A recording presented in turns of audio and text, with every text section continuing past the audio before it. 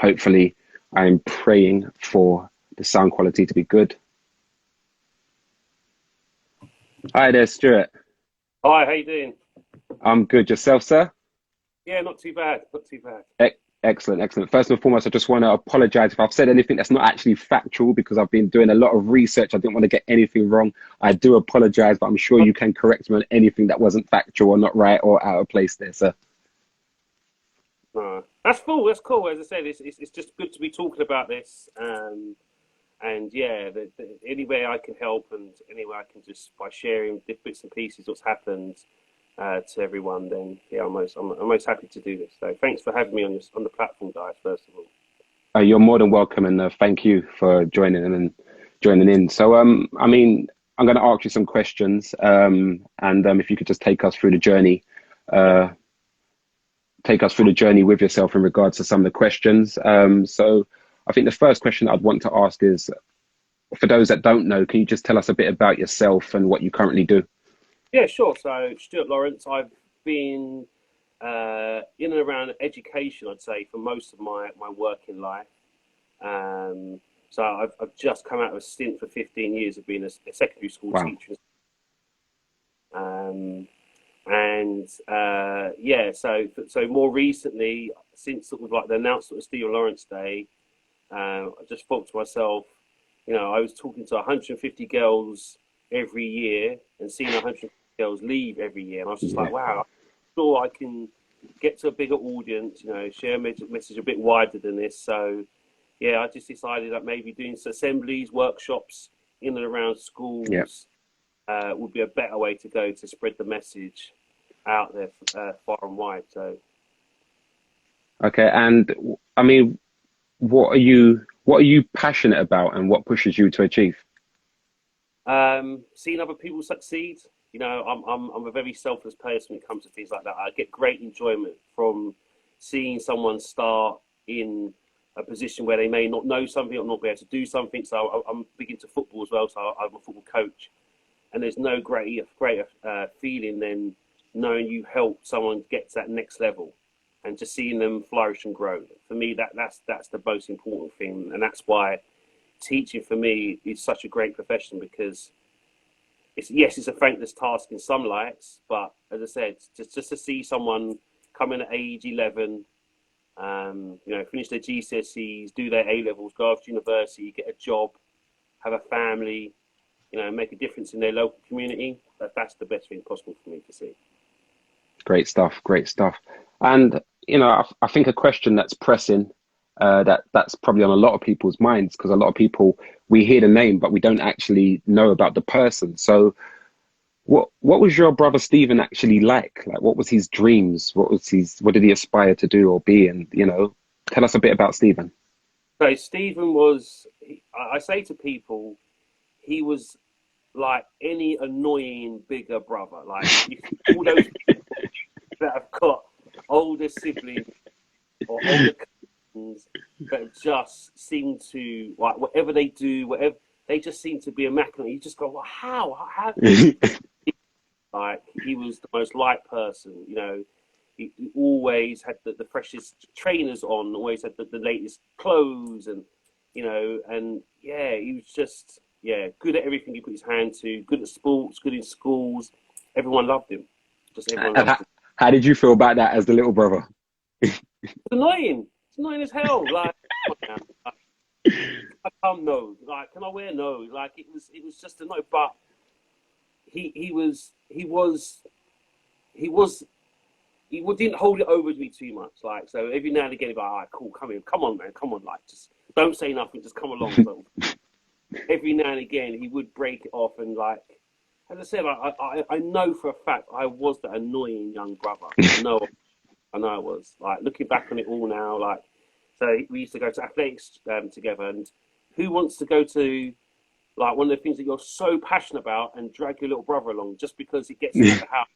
I weren't really interested in running as much as he was, but it was just something to do. My parents were that Yeah, type of like, let's keep them busy. School's most important thing. Like your friends are your friends, but you've got to make it for yourself. Like you, what can you do? So yeah, but yeah, as I said, he was a great guy, and I just meet so many people now, even up to now. People, oh yeah, I met your brother this one, and he was just one of those people that you just, when you met him, you remember that you met him. Like you Yeah, never forget an incident or. And again, we just had this mentality about helping other people. So he was really helpful, really kind, really generous with his time, his money, whatever. Like yeah, we weren't those type of kids who would hold it over people and lord it up over anyone. Like we were just like, yeah, cool. Everyone's everyone. We'll just get on with everyone, get on, just do the best we can. yeah. I mean, do you or could you share with us a few childhood memories of your brother Stephen, of yourself, and maybe Stephen? Is there anything that you could share with us? So, so yeah, like I said, we used to do some crazy things. Like, so I remember we used to live in a house that had sort of two levels to it. So there was stairs and there's a balcony, so you could look over and see the stairs below.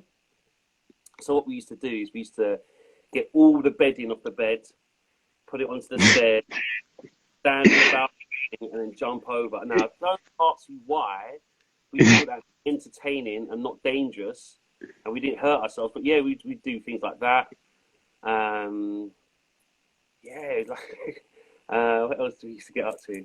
Yeah, I think a lot of people relate to that actually. And everyone that's got brothers and sisters right now, I'm sure you can relate to putting something down to make sure that landing was as soft as possible and just jumping down. You know, I can personally even relate to that right now. So as you're talking about it, I'm thinking about growing up with my brothers and sisters as well, and that's kind of what we used to do. I'm sure they're listening in right now, probably laughing themselves because, you know, it's, when you was young and you had time in your hand. oh, it had to be when someone they weren't no one around. Like it was one of the ones couldn't do those things when mum and dad's around. Like so, as soon as we like, which wasn't very often, but when we was home alone, yeah. And then we used to fight each other all the time. And another famous one that I used to do. So, like I said, I was that annoying brother. So my dad was a painter and decorator, and I don't know how, but he did some work at Mr. Blackman's house that owns Island Records. Yep. Um, yeah, I don't know how, but we managed to he managed to wing this thing where we got to be on an album cover, me and Stephen. And part of the way to say thank you, Mr. Blackman bought us a yellow Sony Walkman, and gave us some vinyl as well. Now this is when Walkmans first came out. So you only had play, fast forward, stop. That was it. But this one also had like a little graphic equalizer on it as well, so you could adjust the bass. I remember the one you're talking about. You know, I think it was Alba or Awa or something like that. I kind of Sony. it sounds a bit like that one. It was a yellow Sony one. It was from Oh, yeah. Harrods. I remember Harrods again. So like I said, it Oh, was a Harrods are yeah, definitely out those. of my league back then. That was definitely out of my league. Yeah, I remember it very, very vividly. And so yeah, after sort of a couple of years of us having it, my one broke. Inevitably, I was that heavy-handed kid that always broke everything and stuff. So I was like, right, if I could get Stephen's one and take his one apart, yeah, I could work out how my one was broken and put my one right again. So yeah, again, no one was at home, you know. So I'm upstairs in the bedroom, screwdrivers, pliers, taking this Walkman apart. Steve, in fact, that day Stephen was at work because Stephen had a little job at McDonald's. And yeah, so when he came home, obviously I hadn't put it back together again. You know, being a little 13-year-old kid, most really inquisitive, but no sort of comments. So yeah, he was super pissed about that. He was.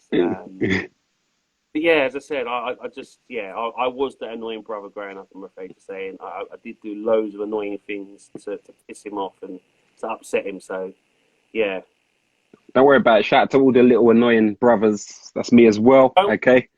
got mine back anyway because I've got a little annoying sister now. So I've got the full. I've got the full Don't worry, circle. I've got both. I've got a sister and a brother. Though my sister's fine, my brother, yeah.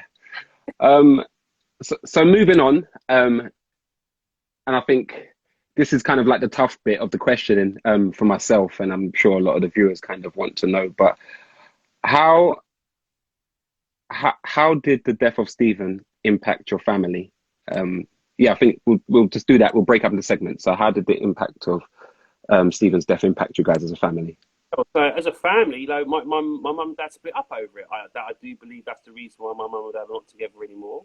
Um, And yeah, it's put a huge strain, not just on my own sort of personal family, so like mum, sister, dad, like Mm. everyone, cousins, young and old, you know, aunties, uncles, grandma, granddad. It put a strain on everyone. It hit everyone. It did. Um, because, like you were saying, it was just something so random, totally out of the blue. Like we weren't involved in that type of world. Like we went to Yeah. church today. Uh, you know, we spent most of our time at our family's house. We occasionally went out around the local area, maybe, but we weren't sort of like those kids that were always out. Like, oh yeah, they're.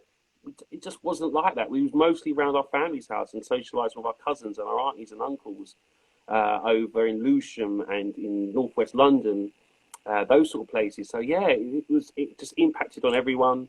You know, my family's never been the same again. You know, my mum's never been the same again. My dad's never the same again. My sister was quite young at the time. She was only 11, so it affected my sister in a different way than it affected the rest of us, I would say. Um, Yeah. but yeah, it's one of those things. It's that ripple effect I tell people about because you know I'm afraid to say one day I've got to sit down and explain this all to my son. Mm. You know, Which which kind of leads me on to then, okay, so people know the story of your brother, but how did that directly affect you then as a yeah, definitely. person? As I said, I was a middle child, so you know there was no. I always felt there was no great expectation of me. Now I lived uh, in Woolwich, and my next door neighbour, who also just miraculously had three kids as well, all about the same sort of age, either 1 year or a couple of months behind each other.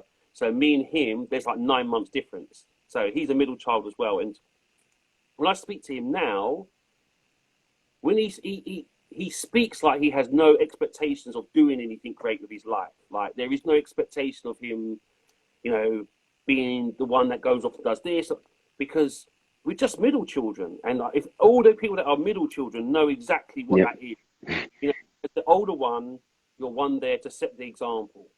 As the younger one, you're the one that gets spoiled and you can't do no wrong. As middle children, we're just there. And I always have, seriously, I've always had that. I was just like, whatever, like, and then when Stephen died, that changed. Like, I wasn't the middle one no more. I was the eldest. I had my younger Wow. sister to do what had done for me, which was to set the example, which was to be the role model, to be the pathfinder, you Yeah. know, just bar. And I took that role on really seriously afterwards, you know, and I really pushed myself at school. You know, I didn't get the best GCSE results because when Stephen died, I was doing my GCSEs at the time. But I then made Yeah. sure everything I did after that, like college, university, jobs, like I'm trying to be the best. Like I'm trying to Yeah. set the bar so high that you can't reach it. But I know you can reach it, and I'm going to help and support you along the way. But I'm not going to make it easy for you because it wasn't made easy for me, and that gave me a sense of drive and determination that lives with me today. Yeah. I mean, how did it personally impact you? And would you say that it had an impact on the work that you do today? Yeah, I, yeah, definitely. I don't think I would be in the position I am and do the things I do now if this never happened. Like I said, I'd probably just be the run along mill guy who has a wife, maybe two kids, goes on holiday once a year. That's it. It's the box standard. I would have been that guy. And I've been happy to be that guy as well. You know, there was no sense. I never had the notion of, oh, I've got to be this. Just never had it. I was just like, cool. I'm okay. I'm happy.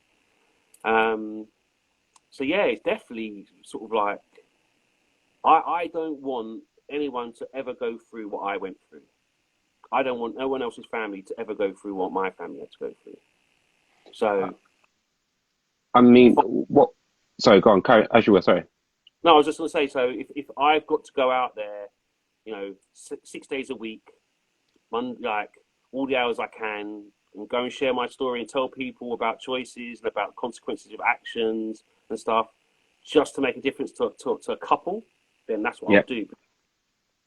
Yeah, as I said, I wouldn't wish this on my enemy. what was the major changes that you feel afterwards? So after it all had happened, what do you feel was kind of like, what is your top three or five? I don't know. What was the major changes that you thought, wow, this was, you could clearly identify this major difference? Obviously, we know that your brother not being there would be one, but what were the other major differences? Maybe being in the house and being, you know, just being around it all. Said life was never the same again. Like so yeah, it was all new. I once Stephen had died, I lived away from my mum and dad for a year after Stephen died, just Wow. because they were so focused on getting justice for Stephen that the house would be constantly busy. Like my house was like the first, well, I'd say the last first 3 or 4 years. My house was always busy. And that was never like my house before. Like Mm. we'd have family round at special occasions, but from that point onwards, every day there would be anywhere between 10 to 15 people in my house. Some of the people I don't even know, like family, yes, but there'd be people there. I'd be like, "Who's that?" And it would get to my nerves so much so that I just thought, you know what? I just need to be around an environment at the moment where I can just focus on myself and do my education thing. Like I couldn't help. There was nothing I could do. There's nothing Yeah. more that to help with trying to get justice for Stephen. The best thing I could do was carry on, do my education. As I said, to think about what way I could make Georgina and set the bar for Georgina. That was what it was. Yeah, I mean, one of the major things I actually still do remember was that I feel that the media intrusion and the stories and I can remember it all. I can actually still remember that, and I think what was that like then for you dealing with that, because you was dealing with that intrusion into your lives, your parents' lives, possibly your life too. You know, The first thing is like, I'm not saying the media is a bad thing, but when you're the center of the storm and the story's a story, there's all bars come off. Yeah, I remember the day after Stephen died. That morning, a journalist knocked on my door. I was like, so this is like 23rd April, about 8 o'clock in the morning. Get wow, myself to go to school because I was that was the day after. I was adamant I'm going to school because if I go to school, someone in my school knows what's happened. Someone in my school knows these people, etc., etc. So went to school the next day. But that morning, yeah, like I was saying, knock on the door. I think to myself, "Rah, who's that? Oh, maybe it's someone from my family. Maybe it's my next door neighbour saying like, are you coming to school, etc." So I went, opened the door. There was a journalist there. It's like, oh, yeah. So, oh, I take it you must be Stuart. You must be Stuart, Stephen's brother. So I was like, yeah. It's like, oh yeah, really sorry to hear what's happened. We just wanted to ask you a few questions. And I was just like, what? Why are you at my door? wow, Like, what? And I remember my dad just flying down the stairs, pushing me out of the way. Because I was about to go for this person. Because I was like, how dare you? Like, I don't know you. Like, it just really, really flipped my head on it. And we've had other things happen like throughout all of this as well. So I used to say to people all the time, people say, oh, did you see that in the news? No. no, Oh, yeah, they're saying it happened about your brother. Okay. Then I go myself to go and find out what was said. So sometimes I'd say about 80% of the time when things were being announced in the press and the news and stuff, I'm hearing it the same time that you guys are hearing it. Or wow. I'm hearing it after you've heard it by someone saying to me, Rah, Stuart, do you know what I mean? So, yeah, there's lots of that went on and still goes on. I can tell you about an incident of after so two incidents. So there's one incident where I went to Prague, university student, in my second year. We went Prague trip, and the morning we went to the square, the big square in Prague, and there was newsstands there. And I remember walking up to the newsstand and going, oh wow, English papers, and there's a big picture of my mum on there. And I'm going, rah, yeah, that would have been nice for someone to say to me, by the way, Stuart, in the next couple of days, there's going to be stuff coming up in the papers, just so I would have been aware of it. Yeah, You know what I mean? And the second one was after the convictions of the boys. We me and my wife, my little guy, we went away for a week or so just to, you know, clear the air, clear my head, and just have some time out. Um, and then I remember the last day, just before we come back, there was a big news story going on about some different. Oh, we've got more evidence. Da, da, da, da. And I was just like, what? Don't you think like someone would just say to me, "Oh, by the way, Stuart, before you come back, just so that you're aware." But it doesn't ever cut out like This, it doesn't cut out like. wow, wow. That's almost sounds unbelievable. It does. You would think, I know, and I think most people listening would actually think, you know, that you would at least get that heads up to know, but it's just, it kind of shows like, you know, did to some degree, I suppose there is, you know, balance because I still do remember, you know, the Daily Mail printing what they printed, you know, and that's the media platform again showing full support, you know, to yourself and the family at that time. But again, with what you kind of just said, like for the average person, the average Joe, and again, you know, it's not like you wanted media attention or you craved it or you needed it. You was thrusted into a position through, you know, a circumstance that shouldn't have happened, and there you go, basically. So I kind of, yeah, I feel you there. See that came about by weirdness because Paul Dacre, my dad actually did some work at Paul Dacre's house.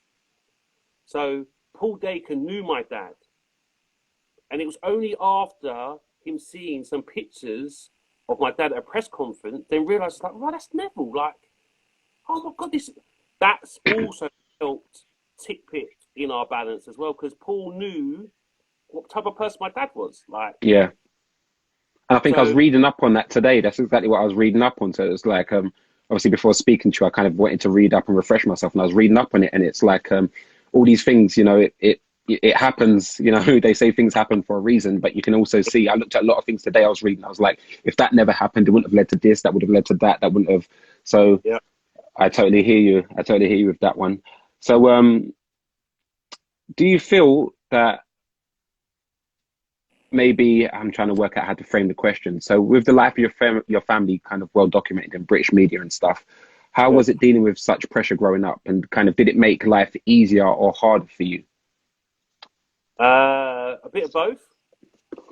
So it was only in 2000 and I'd say about 2010 that I decided that I was going to be a bit more public facing than I had been before. Because if you go back and look through time now, there is loads of pictures of me, but there is no pictures where it documents and says this is Stuart Lawrence or picture of Stuart Lawrence and Doreen Lawrence and Stuart Lawrence. There is nothing like that. So I had quite a sheltered from 16, I'd say, right up until I'd say late 30s. No one, I quite easily can walk down the street. No one really goes, oh my God, that's where it's different from my mum and dad. You know, they can't, Yeah, you know, because they are so recognised. So there's a bit of that. 1 second. That's just my little guy, sorry. that's fine. Yeah, so there was that. But so it was easy that way. I could just be a normal kid, care about my life. You know, like I said, I went to college, went to university. You know, no bother. No one would look at me and say, "Oh my," and then start a conversation with me about that. I would have to be the one. You know, I'd worked with people, and they'd find out without me telling them. Not just for a little while, Theo. Everyone Sorry. that's got children knows. Oh, you need that. Okay, sorry. Yeah. I think you've just taken a stand because he's got to go and do his football thing. Yeah. But hard because, like I said, it wasn't a topic of conversation. I went to when I meet people. I want to say, oh, by the way, you never guess what? This is also who I am. This is what's happening. Like I always say to people, I'd rather you get to know me as a person first. Yeah, 100%.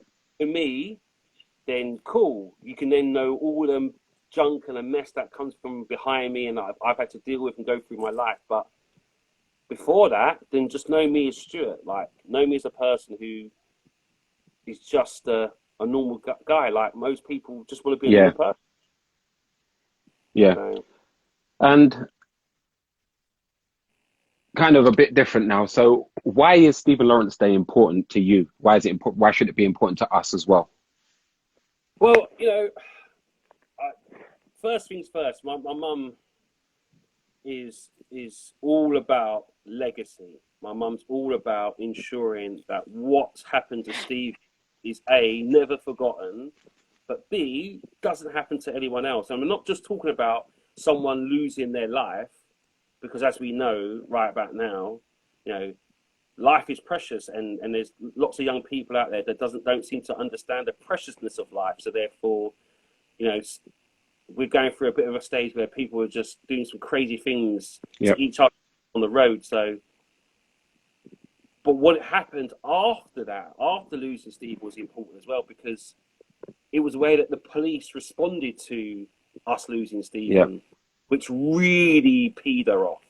Yeah. Like, if they had done their job, she always says it, like, if they just done their job, found who it was, like, gone through the process, and even if they didn't get convicted, just went through the process, she would have never ever carried on the campaigning and the justice for Stephen that she would have carried on with. Yeah. But it was the case of them saying, "Oh no, he's involved in something, gang member. He's a drug dealer. He only got what's coming to him. He was Yeah. in that." All of those things just antagonised my mum and my dad. That's all it did. And by them doing that, she was like, "That's it. No, like no, my son's name and my son's life meant something, Yeah. and it will now continue to mean something."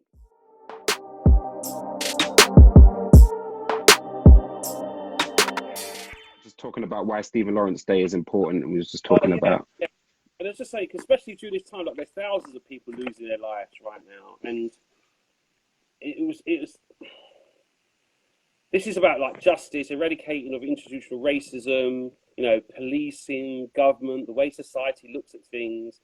And I just want it to be a day where people can just really take a day and look at themselves, look at how they fit into society, and what are they doing to give back rather than to take. We're in this world at the moment where everyone's about themselves, and I just think, Yeah.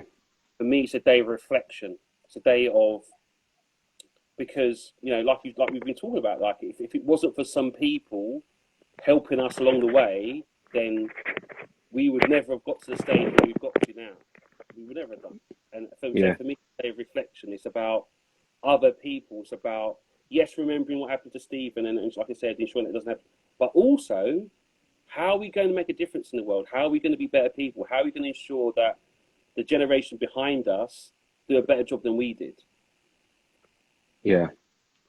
Yeah. I think that's that, and that's for me. It's like you spoke about Stephen being that bigger brother, and then you spoke about yourself having to take that mantelpiece. But for me, I just when I think about strength, what comes to mind is your mother and your father. I tell you what, when they say the race is not for the swift, geez, they fought the long race. They ran the long race, and it was tough, and it's been very tough. And it's been documented, the impact that it's had on your family and stuff. And at Mentivity, we kind of celebrate when it's Black History Month. We don't tend to celebrate American icons. We kind of keep it home. And last year, October, at one of the schools, we kind of celebrated your mum, because for me, she's just like a figure of strength, especially within the community as well. For everything she stood for, everything they tried to throw at your family, but she stood there. And so it brings me to my next question. What do you want your legacy to be?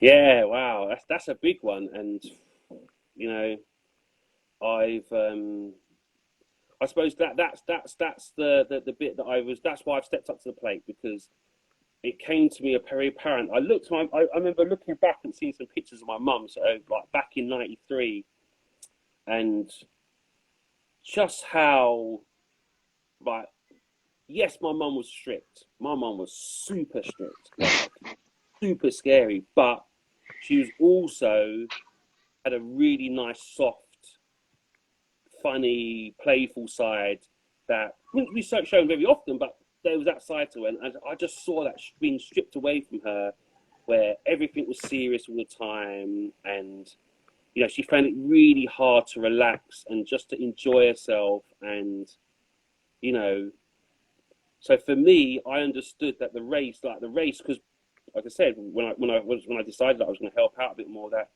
it wasn't looking possible that we was Yeah. even like, you know, I don't know if everyone knows, but to get someone convicted of something like murder, there's a phrase that they use which is called compelling evidence, which means there is no doubt in anyone's mind it was them, that person did it. And just because of some of the mess ups that the police did along the way of collecting evidence, I just personally felt that there was never going to be a stage where we was going to get justice. And I was just like suiting myself up and gearing myself up to really sort of take on the mantle, to keep on the pressure on the police. It's like I said, to ensure that it didn't happen to no one else's family. And, and that's they were just an accountable organisation really to the people that they served. So now that we have got part justice for Stephen and we're moving to that next stage about the legacy of him, that for me would be great. Like, just to know that I did my little part to keep the legacy going. To know that I did my part in trying to help young people to understand the errors or some of the things that they're doing and the way that they're acting, and the consequences, the long-term consequences that those things have. And as I said, just trying to leave this world a better place than I got here, and making sure that my son has a better platform and than I did. And some of the things that we talk about having to work extra hard and going an extra mile, all those things. I just hope that we don't have to. We can just be accountable for our merits of being a good person or being good at a particular job or being a good, like, that's what I want to get to the stage of life to be, where everyone's just treated as people. We're people. Yeah. Color your skin, don't matter your sex, you're people. If you can do a good job, great. If you can't, I'll find you someone that can do a good job. Yep. That's great stuff. And just in closing, I would say to you, Stuart, that Mentivity at any stage would love you to come into any of the schools that we're in and speak to the young people, because this story needs to be told. It needs to be heard by as much people as possible. So yeah, that platform, and we're always going to be in contact with you in regards to that. Yeah. And thank you very much. And kind of on another note, I think Stephen's still looking at you right now, smiling, because he's got one over you, because he's done a lot already. Afterwards, he's done a lot. There's been a lot of changes. And it's going to be difficult for you as the younger brother, Stuart, to actually top him. So, he's probably still looking at you right now, smiling, saying, top that. Exactly. And my mum as well. I tell people, like, my mum, like, I can't, like, what else can I do to try? And so, she talked about education. So I got my degree. And then she talked about, congratulations. Don't play that down like that, like I got my degree, like it's something everyone just gets. So congratulations. We need to celebrate that, man. Definitely. But as I say, she does. And as I say, I think that's what life's about, to have someone or people around you that continuously ask you, is that it? Is that all you're going to do?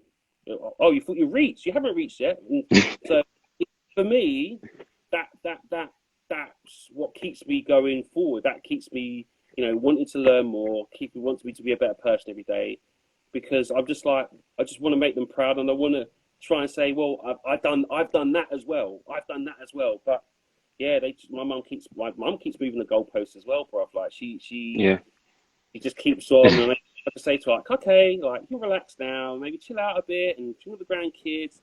She's like, oh no, I've got this to do, and this one. I'm just like, okay, cool.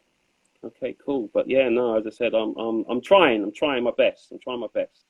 Well, keep going. Keep fighting the fight. We're here to support you 100%, and just well done. We salute you and everything that you've done. We support your family as well. I feel a bit rude now because I've mentioned your mum's name as a first name. She's actually a Lord, isn't she? So let me get that right. She's a Lord.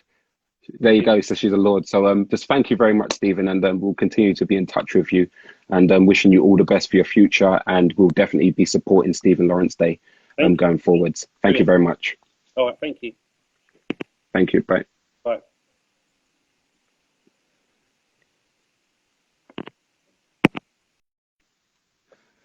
Wow. So yeah, as you can see, that was a bit emotional just to listen to that story, because we don't ever see that kind of that side, that kind of human side, of the people. We kind of just see it all in the news and the media and stuff. But yeah, it's just, when you're actually speaking to someone, for me, like, just getting through everything, I feel that he's a living legend. I really do feel like he's a living legend. And for him, he might feel like he hasn't done anything or accomplished anything. But Stuart, in my eyes, like, trust me, yourself and your whole family, like legends, living legends in my eyes. And, you know, Stephen has done a lot, in life and in death. He's done a lot. And if there's anyone, that can, it will take a lot basically to top that or beat that. Um, Stephen, I'm sorry, Stuart has asked if there's anyone that's got any questions that you have for him or that you wanted to ask that we couldn't obviously put both of you live. Then you can ask it in the chat, and there's going to be some small prizes for you. So please, if you do have any questions, please do, put them to us, and then we'll put them to him. And if some of them are good, he's going to give you guys some prizes and stuff for that. So yeah, we thank you guys for that. Apologies, let me get Sace back in there. There we go. You're back in, So Sace. yeah, amazing, amazing. Stuart, thank you so much. Um, yeah, phenomenal. I think we've got an ulterior view of events which we haven't really heard before, and I think it's very, very important because, as you said, he's been overshadowed, in Yep. that respect, and the impact on families. But to be honest, they haven't let it define them, which is amazing, Mm. and the strength, personified by all of them is just amazing. So yeah, thank you, Stuart, so much. Um, we will be doing a lot of work with Stuart in the future. We will announce that when the time's right, but it's someone I met, gosh, about 4 or 5 months ago now. And yeah, we just built up a really good friendship and just have a real similar view of how we need to attack the injustices and support our young people. So yeah, thanks to Stuart. Massive, massive interview. Nice one. And yeah, so this year is just gone, guys, but the 22nd of April, if you want to throw it into your diaries now, I believe that's going to be Stephen Lawrence Day. And, we're going to definitely be supporting him more nearer the time. Every single year, we're going to kind of put some stuff up for everyone to remember it because it's important to us and it should be important to you. If you work, it's affected you in some way, shape, or form. So, as I said before, that even in his death, it's done a lot. So I just want to thank Stuart Lawrence. I want to thank the Lawrence family. I want to thank everyone else that's kind of contributed today. If there are any questions, you want to shoot them to us specifically, you could put them to us and we can send them over to Stuart as well. That won't be an issue or a problem. But just thank you to everyone for today. It's been a great interview and hopefully we'll see you guys next week. Is there anything you want to add, Sace? No, no, I just think that's a really, great way to end. Make sure you tune in next week. We may have another surprise for you next week, another special guest. We're working on it, but yeah, just keep sharing, keep supporting us. We really appreciate the love and support. Especially at this time, we're still working hard to get our Zoom delivery going. We do have our Just Giving page as well. Check us out on our new website, www.mentivity.com. Okay. All right, everyone. Thank you very much. Have a good time at home. That's where I know you'll all be. And I'll see you guys next week. All right. Thanks for tuning in. Bye. Peace.